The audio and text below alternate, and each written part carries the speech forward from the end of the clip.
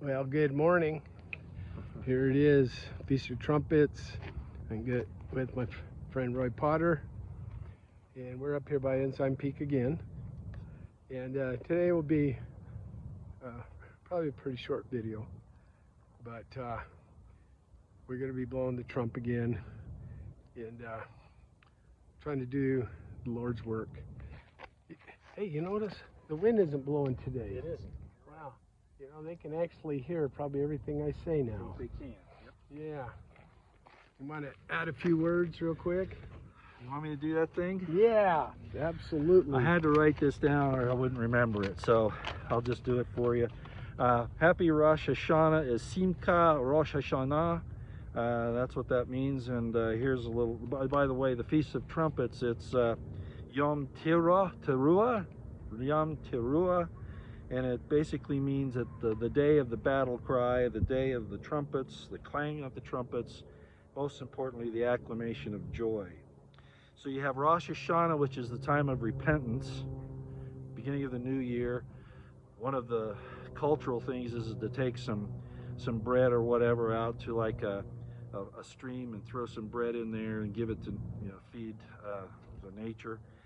Then you have Yom Kippur, which is the day of atonement or the day of forgiveness. So that's where we are, okay? We're in that time period. So I'll just say this real quick. I wasn't going to, but now that Brand's asked me to, I will. This is just a real quick Hebrew prayer. You might enjoy it. I'll translate it after I put it out. Ho Avenu Eloheinu melech haolam, barak atanu v'yugin aleinu b'hashemo kodesh v'yeshua HaMashiach. Amen. What that is, O our Father, our God, King of the universe, bless us and protect us. In your holy name, and in the name of Yeshua HaMashiach, amen. That's basically what it says. Yeah, come on.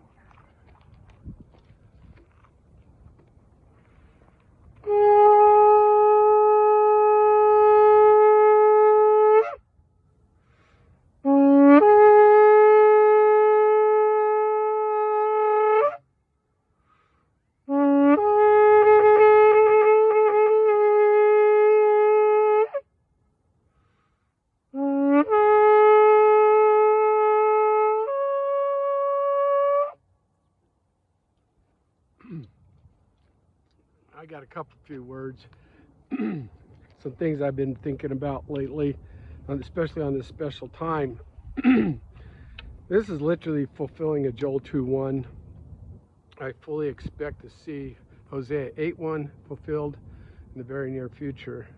But we're living at that time, and we're seeing Jacob's time of trouble as never before.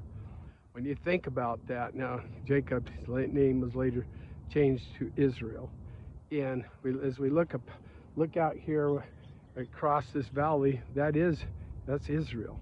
And so and then the time of trouble is never before. And when you think of the things that's happening, not just here in this valley, but all around the world, and I can't get into it too much because they will not let me load this video otherwise, but suffice it to say, there's not a lot of good things that's happening right now. It seems to be really bad.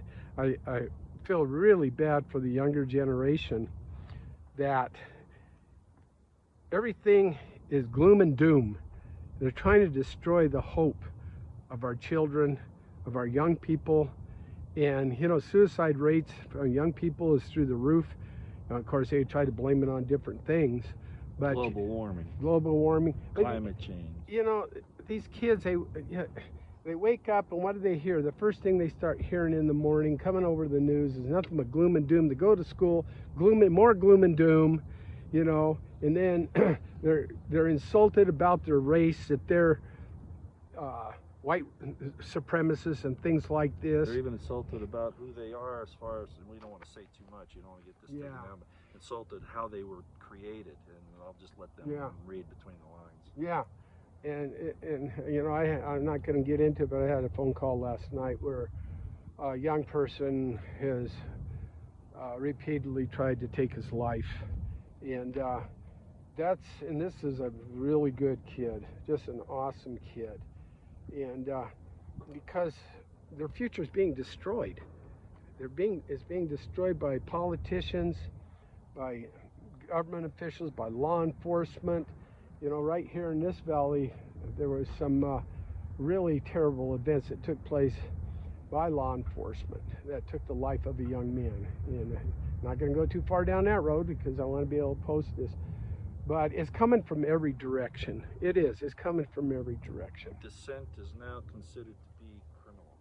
Yeah, they're making criminals out of all this and it's literally something new every day. Yeah. You know? I mean, sometimes I hear this stuff and I go, nah, that can't be true. Next thing you know, oh yeah, you can't have gas stoves or something, you know? It's like, whoa, are you serious? Are you kidding me? And you know, Roy and I, we're towards the end of our golden years, you might say.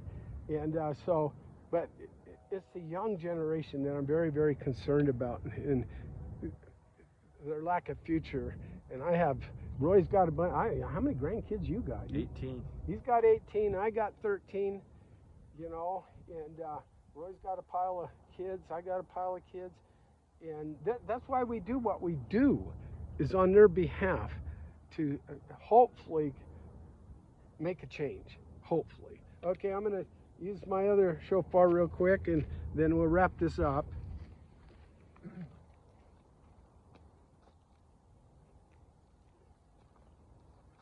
By the way, I might as well mention, this is a Mishkan Taklit. Oh, yeah. And a lot of people say, are you Jewish? No, neither of us are Jewish. But this is something that Israel used early on. It's actually the zitzit on the bottom, and there are some requirements about what these zitzit are like, but they're not necessarily written in stone. But the whole idea of this is a garment that you can use as a portable tabernacle. That's what a mishkan or the ha-mikdash means the temple. Mishkan is the tabernacle, but they're kind of the same thing. So this is considered basically a garment tabernacle that you can take with you. So that's why you put it over your head, because you're inside the tabernacle. Fantastic. Really glad you brought that up, Roy. That's why I hang out with this guy. That's why I hang out with this guy. He's always got good stuff to say.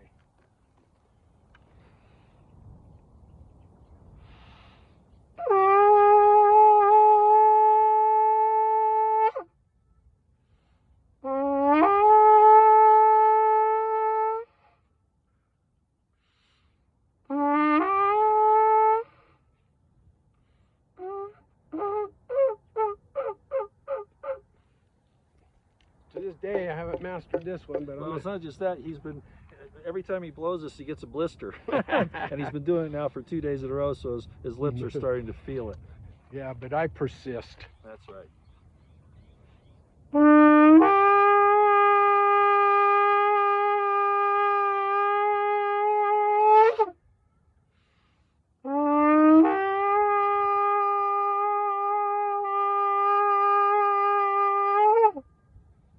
And it just hit me. This one sounds more like the small ram horn that they blow for repentance. Oh, okay. It just hit me. Yeah. And to me, it's more intimidating as a battle cry. I was trying to do the, I'm going to try and do the battle cry one time. And this isn't for us to do the battle, it's for God to do it. Yeah, for sure.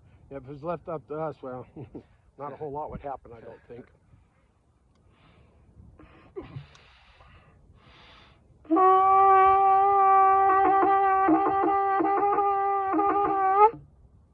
And that's about as good as I can do that one. Okay, gonna wrap this up. Thank you so much. Happy Feast of Trumpets. God bless y'all.